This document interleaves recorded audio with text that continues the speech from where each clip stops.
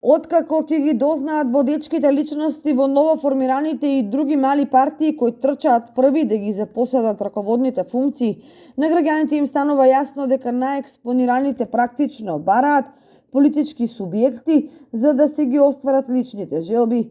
Не е случајно што од први локални кадри, на пример, на партиите Дом, НСДП и други веќе офајдените со некаква функција или вработување бараат нова средина преку која ќе стигнат до нови привилегии.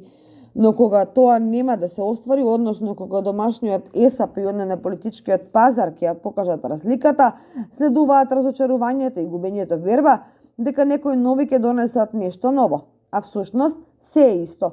Само едни исти играчи ги менуваат дресовите.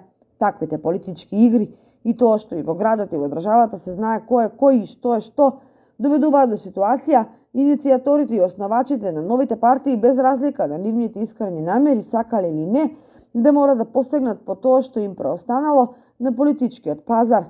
Тоа го потврдуваат и некои непријатни искуства од поодамна, кога, на пример, Демократска алтернатива и Топурковски тргна силно да ги поведе граѓаните по третиот пат.